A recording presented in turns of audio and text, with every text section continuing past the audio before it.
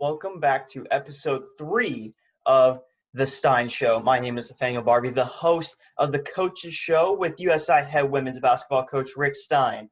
In this episode, we're going to focus a little bit about practice, some changes that have happened during COVID, and even spotlighting some players and some key players that have maybe impacted a little bit differently this year in their new roles, and even a little bit of a preview of what Coach Stein has done for his team that isn't basketball, but has helped the community. I've got Rick Stein coming in just 1 second. Let me let him in, and we'll start this interview right away. Hello, Coach Stein. How are you been doing today? Doing okay, Nate. How are you doing today? Can't complain. Never can complain. I hear you. And in this episode, I was just previewing that I want to talk to you a little bit about practice, how some of your players have been doing during practice. Maybe they've started a new role since some of your seniors have left. And I even want to touch on some things you've been doing that isn't basketball. So with that, I'm going to start right away. My first question is, how has practice been?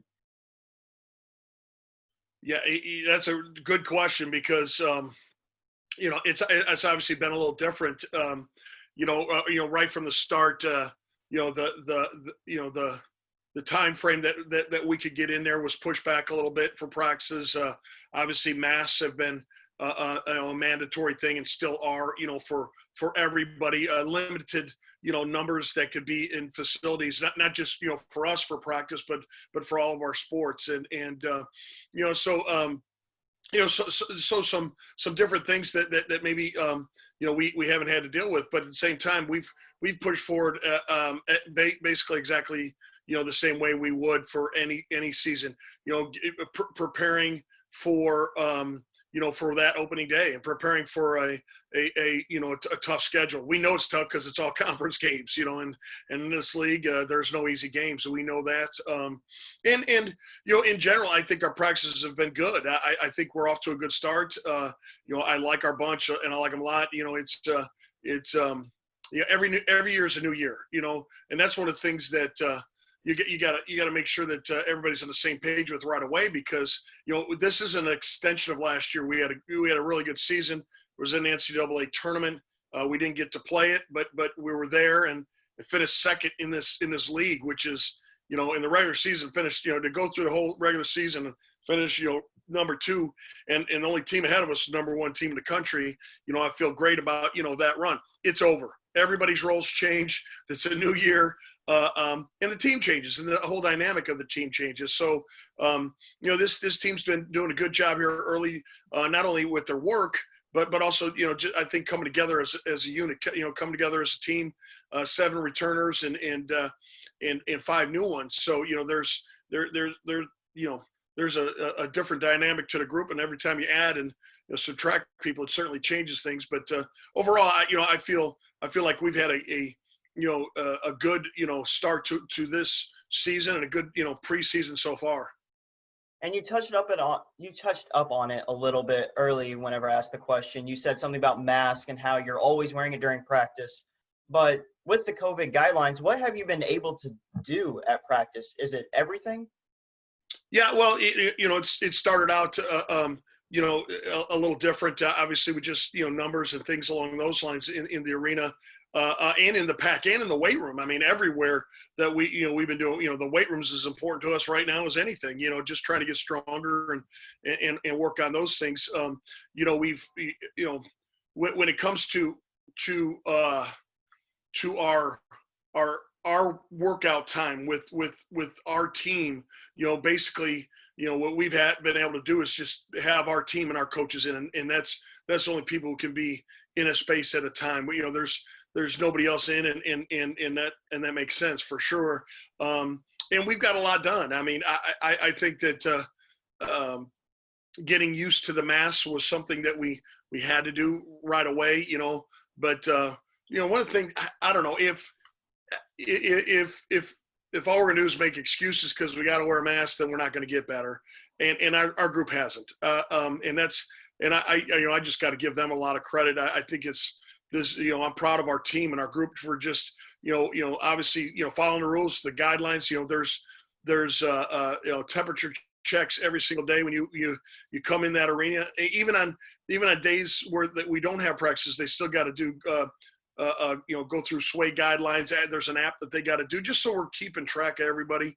And then you get in the gym and it's all work. It's about getting better. And our focus has been pretty darn good here from the start. Our mindset is we got to improve every single day, and I think we've done that most days. We've had a little up and down, but most have been up. And this team's been working in the right direction to try to build our team to where we can obviously be ready to compete when they tell us it's time for game time. And with all these changes, have you had to change your coaching style at practice? Yeah, you know what? I think a little bit. Obviously, even with the mask scenario, with our situation as coaches, it's a little harder to hear us. So you got to take your the time and put your words in at the right time so everybody can hear. As coaches, we've certainly been less, I'd say, hands-on and in the middle of it with our team. Trying to keep as much social distance as we can, even as coaches in the gym. I'm a high fiver. I'm that guy. I love to do it during practice. I haven't given a high five yet this year, and it's hard. I mean, it's been hard, believe me, for somebody who's like that. But the mindset is to continue to just make sure we're thinking it, and make sure that we're doing everything we can to keep as much distance as we can as we do some of these things. But yeah, the workouts themselves, we haven't changed our approach to it at all. We're bringing, we're trying to bring energy as coaches. We're nitpicking the small stuff. Which we always do. We sweat the small stuff and we coach. And the mindset is we got to get better. And so we haven't changed our mentality to how we're trying to build this basketball team and get them ready for everything that's ahead of us when it comes to our schedule. And now I kind of want to maybe showcase, maybe spotlight, that's the word I'm looking for, some of your players. And the first one I want to spotlight is senior Emma DeHart. She had a fantastic junior season last year. One in particular that I was there for was the William Jewell game winner. That was remarkable. I was on the call for that one. It was amazing. But could you describe her leadership as a senior this year? Well, it's been great. It really has. And Emma's grown so much every single year as a player and as a leader. If I think back right, I think she was voted a captain as a sophomore here and a junior.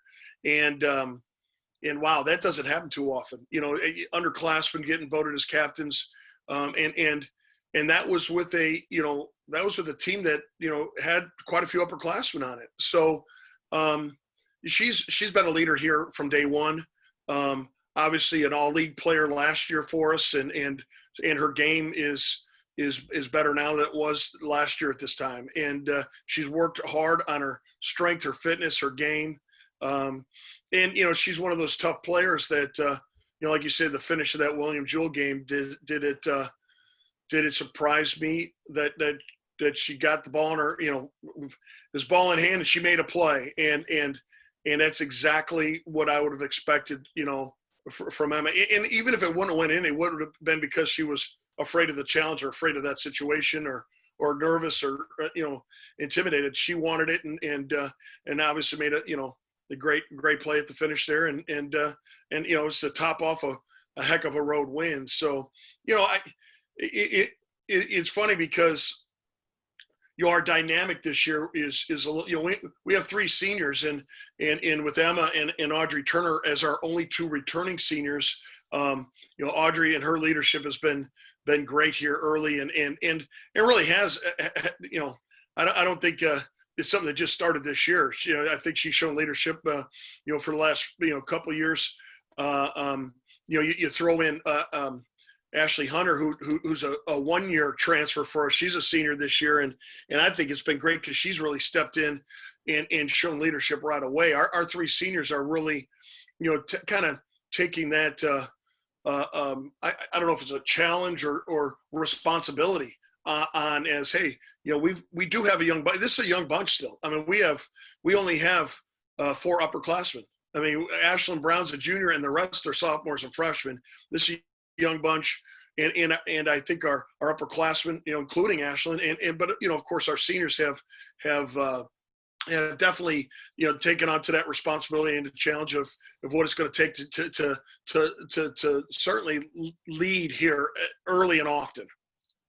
And you mentioned Ashley Hunter. She was the transfer coming in, but another transfer that maybe was a little late, was it Sophia Riker? I'm pretty sure I'm now pronouncing her last name right. It's Rickers, yeah. Rickers. Sophia Rickers, Okay. yep. Yeah, Sophia,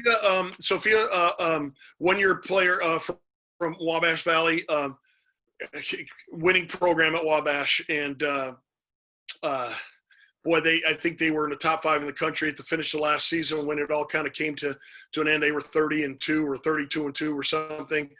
Played for a winner. Had trouble finding some minutes for that bunch, but it was an extremely talented team, and I think she learned a lot and got better there. Coming from Memorial High School, winning tradition, and certainly had her share of winning going on during her career there also. So yeah, Sophia coming in as an experienced player, really 1-year college experience under her belt, sophomore for us this year, and really is a player that I think has helped to bring some competitiveness and toughness to a young bunch. She's kind of naturally has that a little bit, and her mindset is she's a winner, and obviously we try to recruit winners. There's no question about that, and I think she's certainly is a good fit when it comes to the winning attitude and the winning mentality that we like to have. And as you mentioned, a young bunch. You had a star-studded freshman class come in, 3 of them to be exact. Could you explain their roles into this team? You're talking about last year's freshman bunch? This year, this freshman bunch coming in. This freshman class. With Kenna Heisel and Lexi Green and Meredith Rayleigh. Obviously we signed them all early last year, and 3 really good early signs, no question about it. 2 are locals, and Kenna from North and Meredith from Gibson Southern. Lexi played up at Southport, and each of them are bringing some different scenarios and combinations to what we do and how we do it. I like the way they fit in when it comes to their competitive mindset, their winning attitude toward it, but also I guess our returning bunch is definitely helpful. Being great teammates, and they're great teammates, and they've come in and I think our team has really wrapped their arms around them as younger ones, but hasn't treated them as younger ones. It's, hey, you're just a freshman. We don't play that game here. It's everybody's really important, and we found that out with last year's freshman class, how important they were and stepping up to the occasion, and I don't think there's any question that these 3 we're going to be asking them to do the same thing. Lexi Green had an ACL late in the year last year, a torn ACL that she's fighting a little bit right now just to get back, and everything's fine, but it's just the timetable, but boy, she's antsy to get out there and do more. Kenna Heisel had a little knee thing going on with some meniscus that she got cleaned up in the summer, and she's kind of been in and out a little bit with us, but both are off to a good start, and just it's just some of those couple of those things that you got to finish up a little bit and take care of, but yeah, no, that young crews come in and hit the ground running, and the cool thing is the improvement I've seen out of those 3 has just, it's leaps and bounds in the last month, and that just tells me that that they're committed to it. They're really all in, and they've bought in, and it didn't take them long at all. I don't know if it took them any time, and certainly they're taking coaching the right way. When you coach those 3, they're quick learners, and they want to do it right the next time, and generally they do. So yeah, the amount of growth from those 3 in the last month's been amazing. I think it will be in the next month also, and hopefully the next 4 years. It seems like your team is always very close. It always seems like whenever we go on road trips, they're always tight. They always get along. And it seems like they all have this bond. Do you expect anything less from them? Well, I hope not, but at the same time, just so you know, it's not it's not easy. I think team building and team bonding, chemistry, great teams have great teammates, and I don't, I think that really, if you go back to last year, you'd say, well, that was part of why we had great success. They were great teammates, and not that any other year wasn't. I'm just going back to last year because it was last year, but this team understands it. I think it certainly comes from.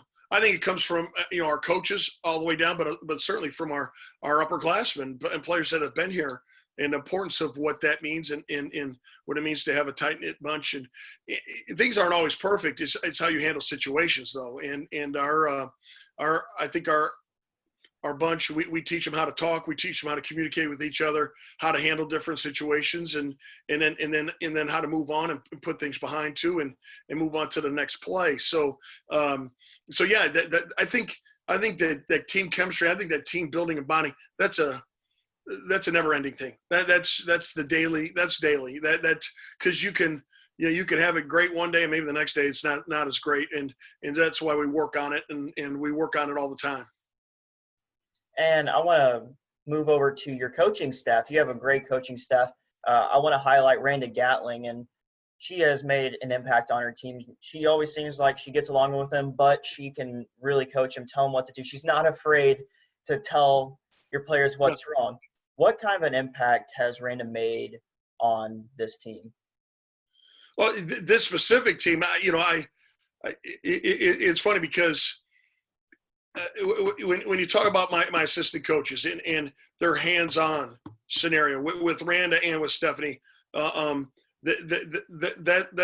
a daily scenario that they have with our team, and I think right from jump, without having the abilities to be face to face with them, back in late spring and throughout the summer, the mindset of how important the communication outside of that is, how important calls and texts and FaceTimes and Zooms, and I think both those two, Randa and Coach Galley and Coach Carpenter, definitely took that to heart, and how important it was, and starting to build those relationships as well as myself. I think that's one of the things as a staff we had to do right away.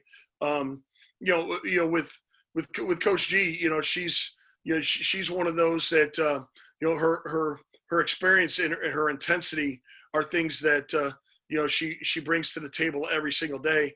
And again, I think as a staff, we're because there's one of the things we talk about so much with our basketball team is how the importance of respect and respecting yourselves and respecting each other. And I think that those are things that our staff is, and that's not just players within players or players to coach. That's coaches to players, coaches to coaches, all the way around.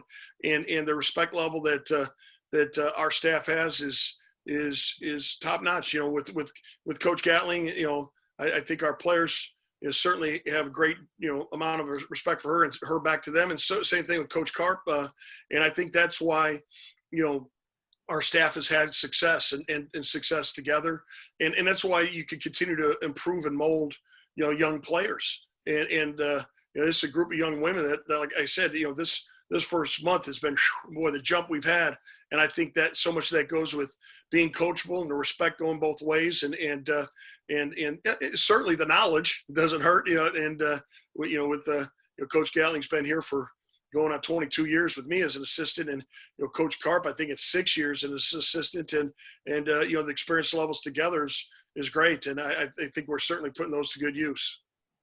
And you were kind of implying before the show how important classes is, how important the academics are for myself and your team.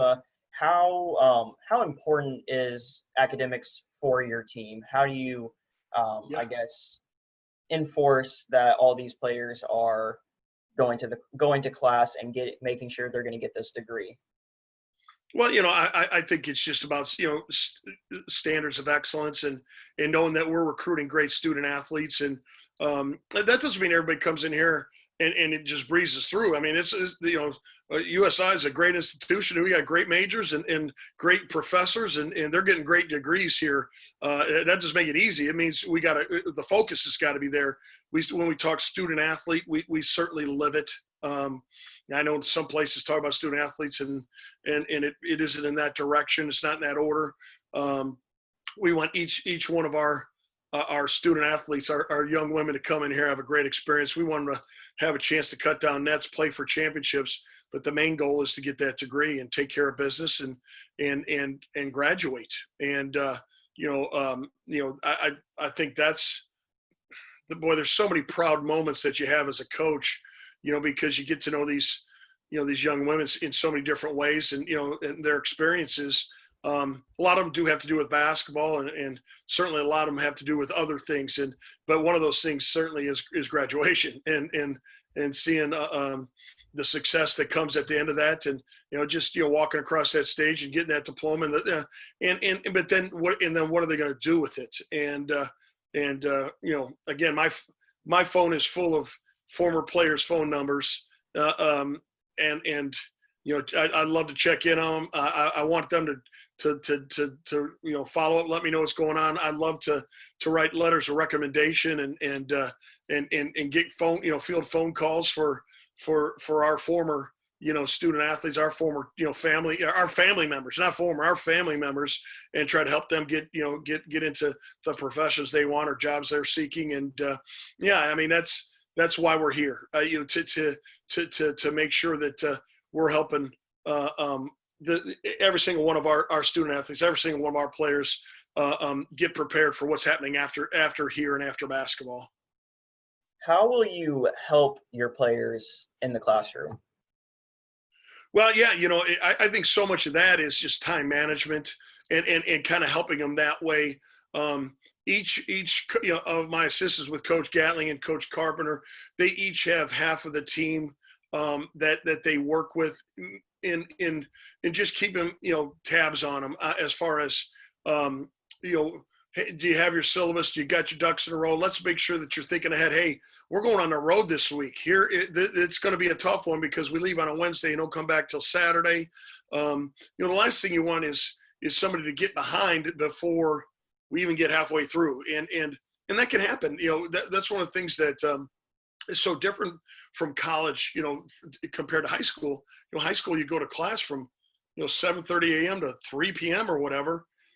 And then you go home or you go do an activity or whatever it is and you study at home. Here, you're going to go to class maybe 3 hours a day, sometimes. And then what do you do in between? How much studying you're getting done?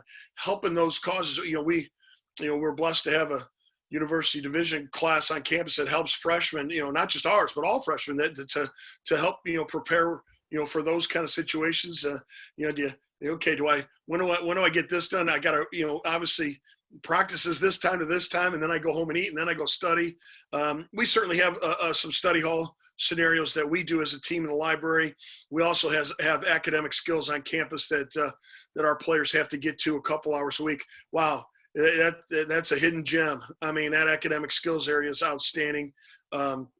Basically, tutors that are in there all day long to help if needed, and sometimes you don't need anything. Sometimes you might need help with something. You could be, and the students that are in there are the ones who are AB students because they want to be AB students. And a lot of peers in there, teaching and helping and tutoring also. So yeah, a lot of entities that help the cause, but certainly we're hands-on to make sure that they're just staying on course and staying on track, and certainly like we like our players to be in the classroom, sit up front, interact, be involved in class. And those are things that we tell them all the time. I think that, when we've got, with our professors on our campus, they're so hands-on. They have office hours. If you need help, you can find them. And those kind of things are just great. I think it kind of sets us apart as a university in our academics, as well as our athletics. And with COVID and all the hybrid classes now this year, Have you been a little more lenient with your players on academics? Well, no, I don't think there's any time to be lenient. I guess certainly, I, I think that the dynamic of it's a little bit different. We have in-person classes, but even sometimes those aren't in person certain days or not certain days. So it's kind of changed their schedule a little bit, and again their preparation a little bit. But again, their class is number one, and they get to class, take care of your business in the classroom, think ahead, study ahead, prepare and plan ahead. Especially think season's not too far away. It's right around the corner here. You get to early to mid October and you're thinking, man, basketball season is coming, and it's going to be honest, and we're certainly hoping and praying that that's not going to change. But the more you can think ahead and plan ahead, the better. I think that if at any time our players know that if there's something going on in the class, or they're struggling or need extra time in something, heck, the mindset, they're not going to miss, they're not going to miss any classes for practice, but they can miss some practice for some class time and get some things done. And we've had that happen many times throughout the years. And that's fine, because that's the number one thing we got to take care of. And I want to shift to my very last focus. This is a little bit different from basketball and in the classroom, but more of community service. I follow Randa on social media, Twitter, and she posted about you and your team volunteering. Can you touch up a little bit about this act of kindness? Well, you know what, I think community service, community events, community pride, taking our team and helping any cause is in this community, it's a good thing. And we get asked to do different things. People search us out.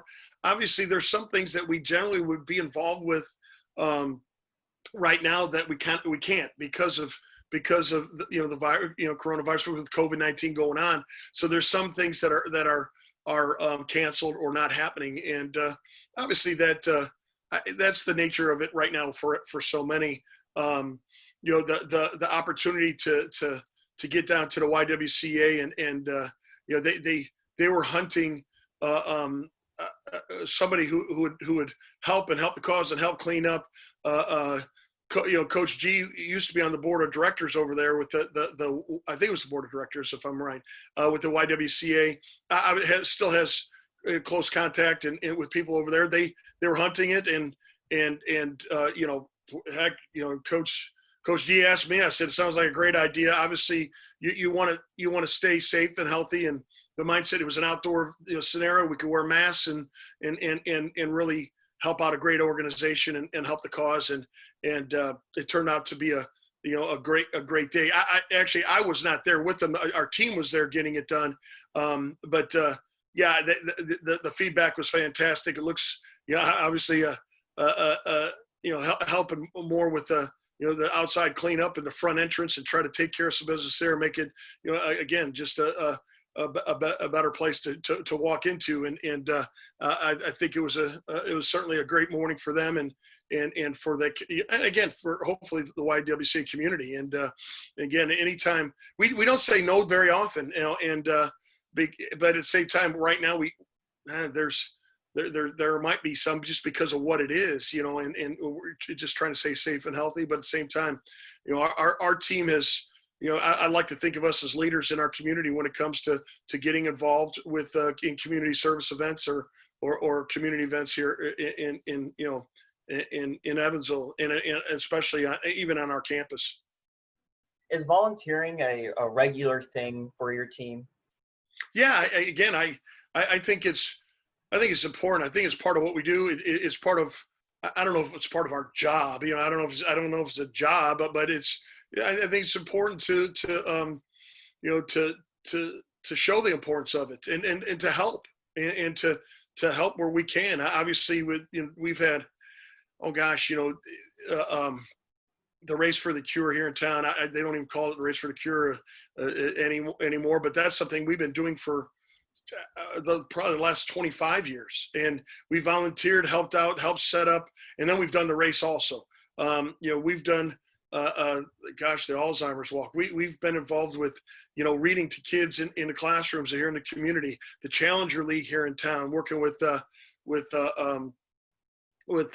kids who can't, play baseball on their own. We're helping, our kids have been out there playing baseball with them and helping them around, and great, great interaction and feedback. And is it something that I think it's part of who we are, and it's part of it. It needs to be a part of who we are. And I think it's an important part of what we do as coaches to instill service, community service, outreach, and on our, not only on our campus but in the whole Evansville community, and further if we can. And I think obviously we help a lot of people, but I certainly think that it's something that our players, our young women, our team, our coaches get a lot out of it too. And it's a two-way street. It feels good, and certainly when you're doing something that can maybe better something or help the community, I think that's a good thing. And for my final question, what other activities or volunteer work will your team be putting themselves forth to get away from basketball in the classroom? It's hard to tell right now. It's really, there's a lot of things that we would have probably already done by now that we haven't. And some of that's even just, team building, events or spot, we've done game nights with our team, and it just had fun. Get together, have a little competition that's not related to basketball. Maybe occasional meal, get out and have a meal together where you can not even, think basketball or whatever, just a team bond and team build. There's many community scenarios that certainly will keep popping up, but there's a lot of things that, we haven't been able to do, and we've missed out on. I've missed out on it. I mean, to have the team over to the house for a meal and just to hang out and get to know each other better and have some fun and play some games or something. Those are fun things. That's an occasional meal that you can do. But at the same time, right now, we're just not doing it. And certainly hope that sooner than later, something will come about that will change the course, and maybe we'll see some of those things down the road. Again, with the community involvement, volunteering, I think that some of that's just the time and place of it. Does it fit our schedule, and does it is it going to work to keep us make sure that we're safe and healthy and still moving forward in the right direction. So as we know some more, I'll let you know for sure that, some of the things that we might be doing, because I think there's certainly will be some more out there for us. Thank you very much again for taking time out of your day. Learned a little bit more about what your team does, how they're doing this year. I'm really interested in what all your team does, and really interested in how the season will turn out. And hopefully that season could be starting in maybe after Thanksgiving break, maybe at the worst January. Yeah, and I appreciate you, man. And I think we're going to probably be hearing something pretty darn soon. I know there's a lot of communication going on at right now, when it comes to the conference and conference office. So I would think that hopefully here within the next few weeks, obviously with official practice date of October 15th, right around the corner too. We're excited for that, gearing up. Obviously we'll get a chance to get on the court a little bit more too then. But as we hear things, we'll certainly we'll let you know, and hopefully the news is good. All right. Thank you very much, Coach. Thanks, bud. Take care.